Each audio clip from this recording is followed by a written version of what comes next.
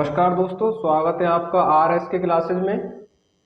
हम बात कर रहे थे पिछले वीडियो में कुछ प्रमुख कृषि विधियों की, जिसमें हमने स्थानांतरित कृषि के बारे में पढ़ा था, जो देश के विभिन्न भागों में की जाती है और विभिन्न भागों में उसको विभिन्न नामों से बोला जाता है।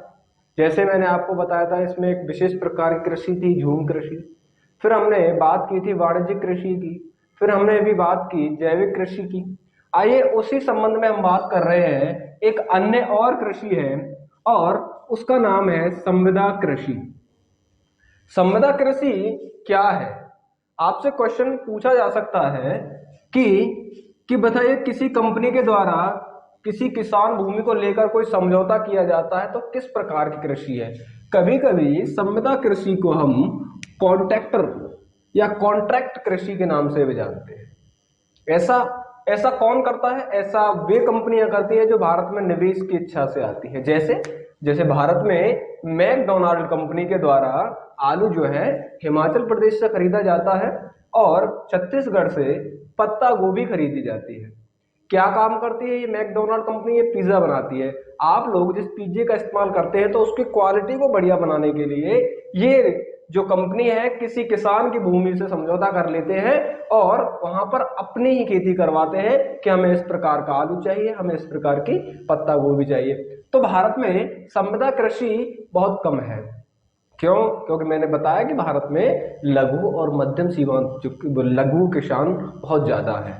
तो आप इसको समझ लीजिएगा कि भाई किसी कंपनी के द्वारा किसी किसान की भूमि को लेकर समझौता किया जाता है तो उसको हम कॉन्ट्रैक्ट फार्मिंग कहते हैं या संविदा कृषि के नाम से जानते हैं। जैसे मैकडोनाल्ड भारत में पिज्जा का निर्माण करती है और वह एक जो है संविदा बेस्ड कृषि करवाती है भारत में। अगली कृषि है मिश्रित कृषि।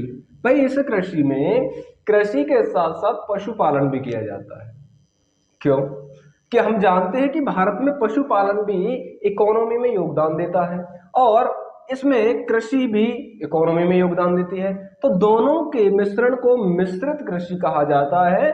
और भारत के अधिकांश जो जितने इलाके हैं भारत के, वहां पर पशुपालन के साथ साथ कृषि की जाती है। उदाहरण के तौर पर आप किसी गांव में जाइए तो वहां पर आपको पशु भी मिलेंगे और वहां पर उन पर खेती भी होगी। तो पशुपालन के साथ साथ खेती भी करते हैं। जैसे हम एक उदाहरण ले रहे हैं कि उत्तर प्रदेश में दुग्ध बहुत ज्यादा उत्पादन किया जाता है, तो जाहिर सी बात है कि वहां पर खेती भी खूब की जाती होगी। अब जब खेती की जाती होगी, चारे की व्यवस्था होती होगी। तो इस प्रकार से हम देख रहे हैं कि भारत में जो है अधिकांशतः ग्रामीण क्षेत्रों में इस कृषि को किया जाता है और मिश्रित कृषि है।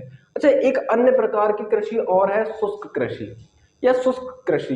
तो शुष्क कृषि इन क्षेत्रों में की जाती है, जैसे राजस्थान का क्षेत्र हुआ, महाराष्ट्र का कुछ इलाका हुआ और कर्नाटक का कुछ इलाका हुआ, वहां पर की जाती है जहां 75% सेंटीमीटर से कम वर्षा वाले इलाके हैं।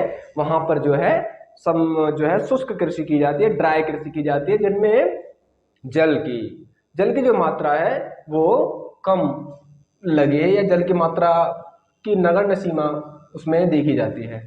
आइए हम बात कर रहे हैं कुछ प्रमुख अन्य कृषि विधियों की जो वैज्ञानिक तरीके से की जा रही हैं। जैसे सेरिकल्चर। भाई इससे रेशम कीट को पाला जाता है और रेशम के जो धागे हैं उनको बनाया जाता है रेशम कीट के पालकर, और सेरिकल्चर जैसी खेती की जाती है। इसी प्रकार से दूसरी खेती है एपीकल्चर। एपीकल्चर में मधुमक्खी पालन किया जाता है। विटीकल्चर में अंगूर का उत्पादन।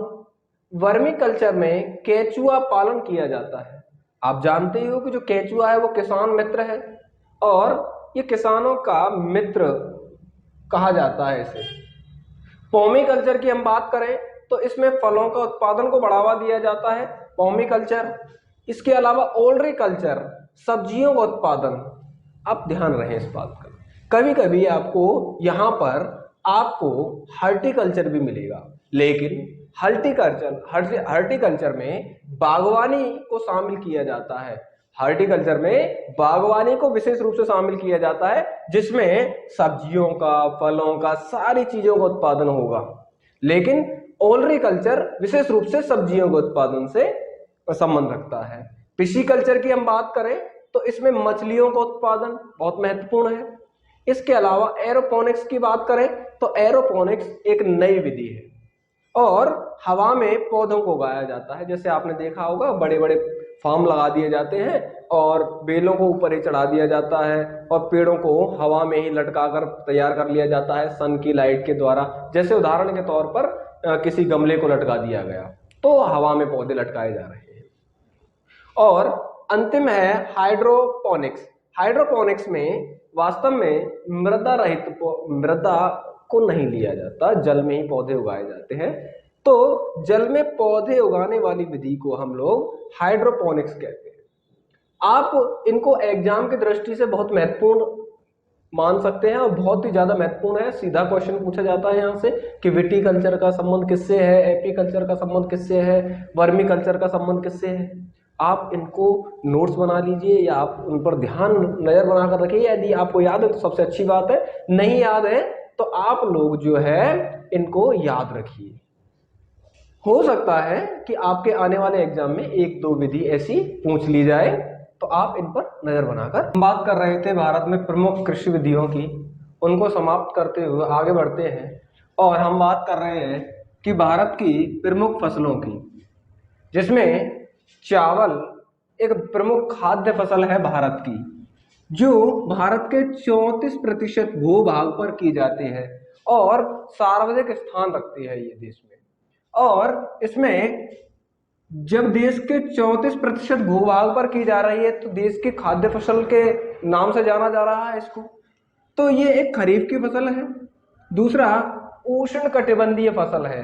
उष्ण कटिबंधीय फसल, तो उष्ण कटिबंधीय फसल है तो अर्थात इसके लिए तापमान जो है 25 डिग्री सेल्सियस चाहिए औसत, और इसके लिए वर्षा 100 सेंटीमीटर की आवश्यकता होती है।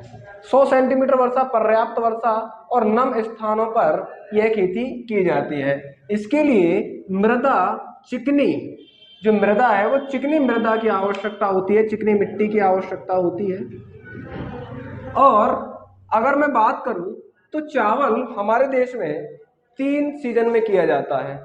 जैसे पश्चिम बंगाल और तमिलनाडु में तीनों सीजन में किया जाता है। खरीफ की फसलों के समय भी किया जाता है, रबी की फसलों के समय किया जाता है, जायद की फसलों के समय किया जाता है, और हम देख रहे हैं कि तीनों समय में उगाई जाती है। अब ये खरीफ के साथ भी, रबी के साथ और जायद की फसलों के साथ भी उगाया जा रहा है। तो देखते हैं कि पश्चिम बंगाल में विशेष रूप से 3 गेहूं की किस्में की जाती हैं, जिसमें अमन, शीतकालीन, बोरो, ग्रीष्मकालीन, औस, शरदकालीन, ये तीनों ही पश्चिम बंगाल में की जा रही हैं और तीनों सीजन में की जाती हैं।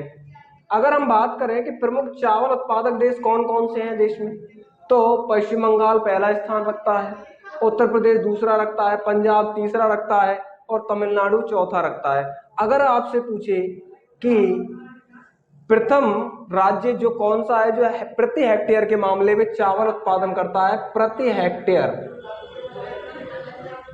अधिक तो चावल उत्पादन करता है। अगर हम प्रमुख देशों की बात करें तो इसमें चीन, भारत, इंडोनेशिया, बांग्लादेश, जापान प्रमुख 5 देश हैं जो विश्व में सबसे ज्यादा चावल का उत्पादन करते हैं।